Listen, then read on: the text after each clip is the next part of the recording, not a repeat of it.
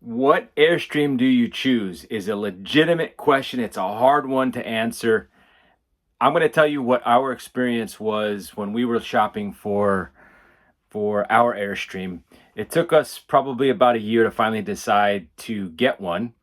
And choosing the right one is difficult because you've got all these different sizes, different models, starting all the way from the base camp to the Bambi to the Caravel, International, Flying Cloud, the Globetrotter, and then the Classic. So you got all these different models, all different sizes, and you're trying to figure out exactly which one you want. And in truth, it's hard to find any RV when you're shopping, but there's some things you learn after you buy four RVs and then finally get an Airstream like we did. And I guess that's just the way it rolls with the RV industry, is because you've got different seasons of life and things change, priorities change, the number of people traveling change, and so you evolve. And that's what happened with us, at least. So we finally decided we wanted to get an Airstream, and we agonized over which model. For a long time, we were looking at all the different options. We did most of our shopping online, and the first tip I'm going to tell you right now is that you need to go look at these things in person and touch and feel everything, because while online is great, you could see all the options and everything, the pictures don't do justice for what actually is happening inside the RV. I suggest you go to different dealers and just walk around and get inside all of them, okay? Now, obviously, you probably have a size in mind. So like if you wanted to get a 25 footer, you're not going to go look at a Bambi or a Caravel or a Base Camp because they're smaller. What I'm saying is that there's different flavors of the larger ones, okay? There's a couple different layouts within the Airstream models, and then there's different color schemes, things of that nature. So you want to go in there and look at them. You want to sit down on the couch or the dinette, okay? You want to go sit on the toilet and make sure that it's something that you could deal with, because I'm telling you right now, these Airstreams they're small. There's no slide outs, okay? And so you've got to make sure that you as a person are going to be comfortable in this round tube. It's like an airplane. And so the bathrooms are very small, the showers are small. Now there is one exception. There's a specific model, I can't remember what it is, I'm sure you can find it, where there's a very large bathroom in the back of the house. And that one might be a little bit more comfortable for someone who's really tall, for example. But my point is that you need to go in and touch everything, okay? Open the cabinets. Make sure the sink and all that is in the right spot for you.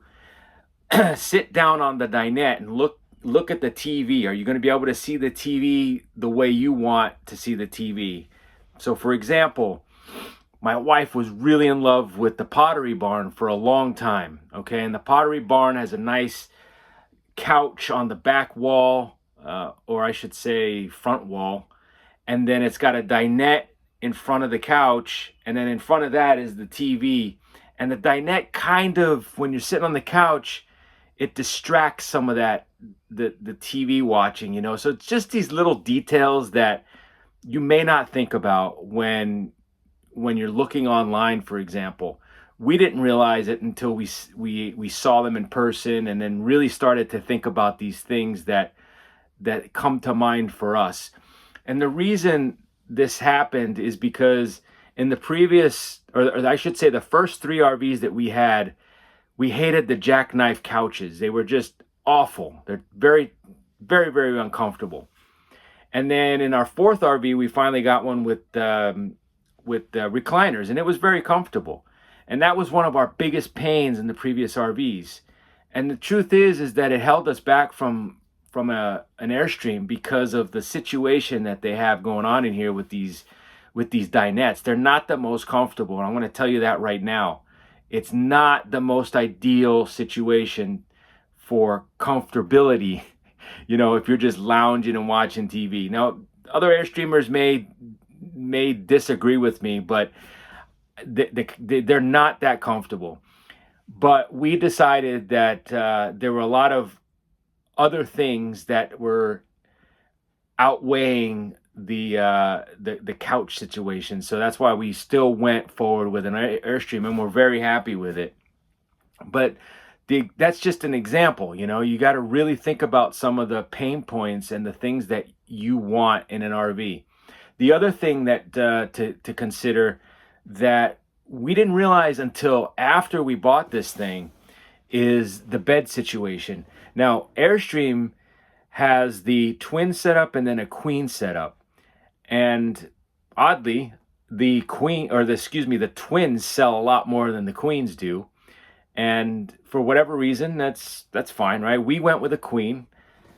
The queen that we have is, well, first of all, I should tell you, we're in a 25-footer Globetrotter, which means that the queen bed is facing east and west. Okay, it's not going with the length of the trailer, or north, north and south, as they would say.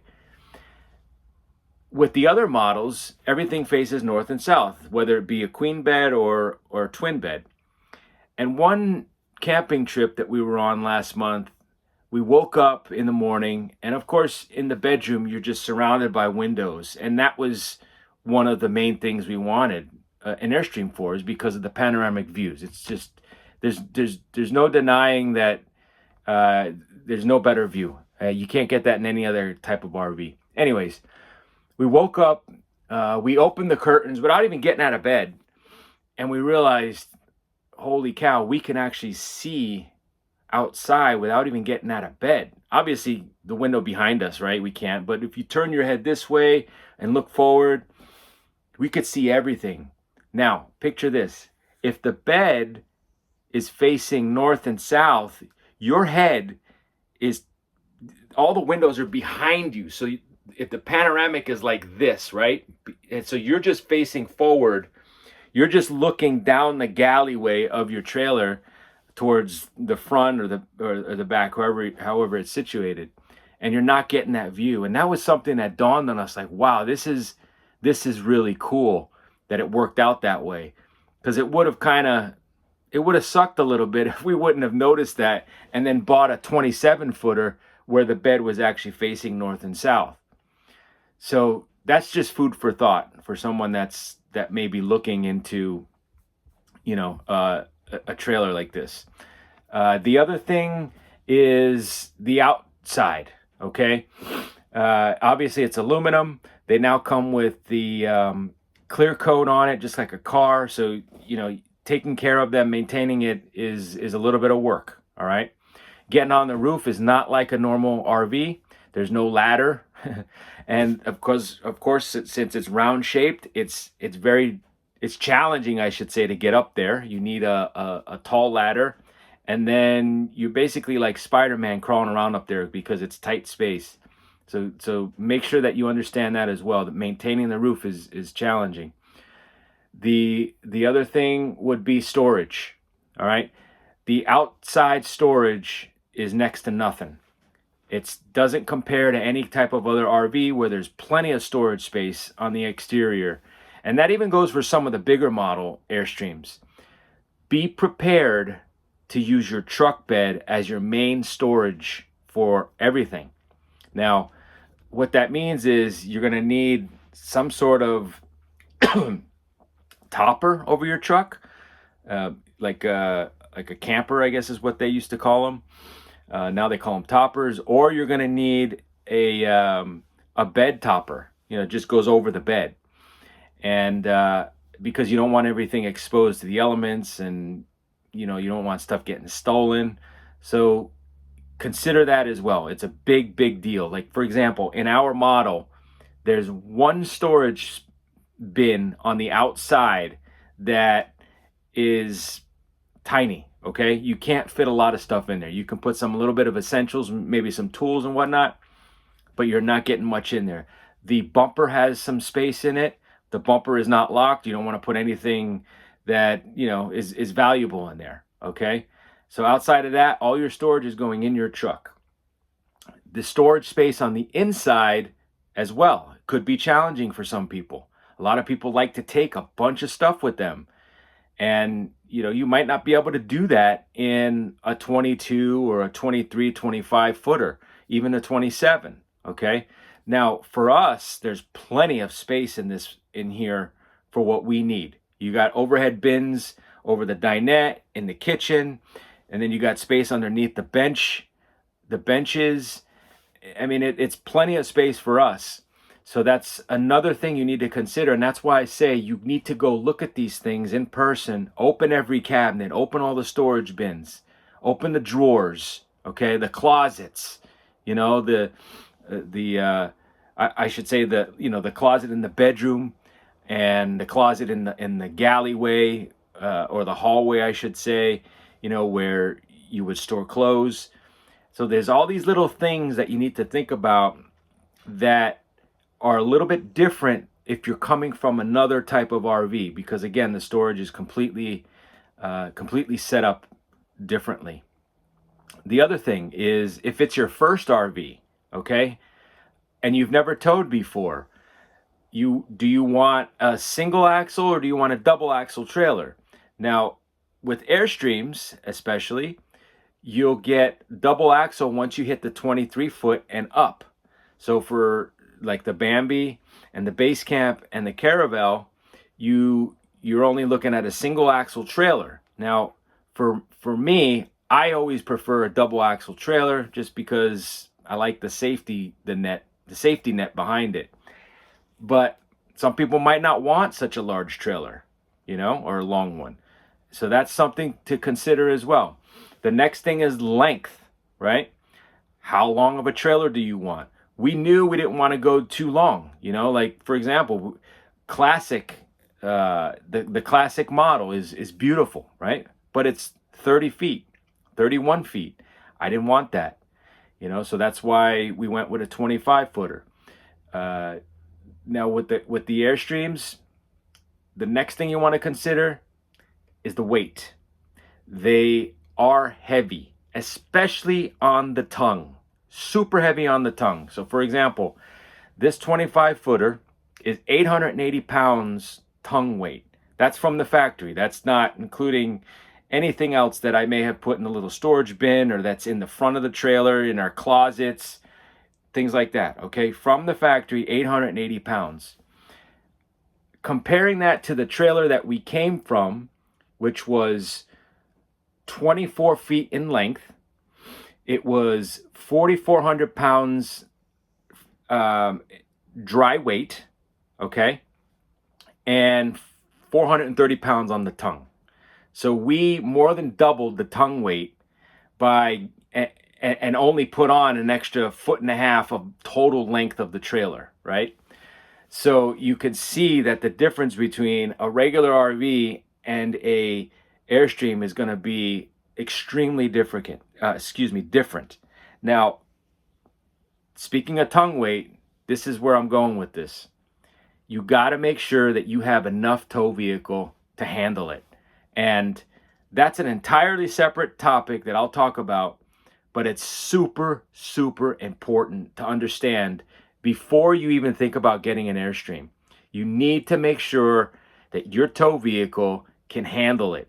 And if you don't do that, you're going to be in a world of hurt if you buy the trailer and then realize your tow vehicle can't handle it. That's going to be a travesty that you don't want to get yourself into. It actually happened to us 2 RVs ago. Now, we were kind of prepared to buy a new vehicle, but we really weren't. We wanted to utilize one of our older trucks that we had just to do local traveling. And I thought that it could handle the trailer. Turns out I went and picked it up at the dealer, brought it home, realized it couldn't handle it because, I miscalculated, I guess you could say. So make sure that your trailer your truck can handle the weight. Outside of that, have fun searching around. Don't feel pressured. And the last thing I will say is, you may end up, or I'm going to say the chances of you having to travel out of state or outside of your local area to pick up the trailer you want is high probability. Because unless you're ordering from the factory, you're customizing it, that's a different story. But if you're looking at one and you find the one that you want, most likely it's not going to be in your area. For us, we had to travel 5 hours to get the one we wanted, unfortunately. But, you know, that's just the way it rolls. And that happens with most RVs, to be frank. So be prepared for that as well. But shop around, look on the internet, look at all the options, and then go out and just shop. Physically shop, and don't feel pressured by these salespeople. By, you know, hey, today's a deal, right? That's all a bunch of BS. We know that. Be smart and have fun. It's a fun thing. Airstreams are unbelievable trailers so far. We've had ours since March of this year. So going on May 1st, it was actually 2 months that we bought this RV, and we're very excited about it. Any questions? Of course, you can leave comments. We'll talk to you on the next video. Take care.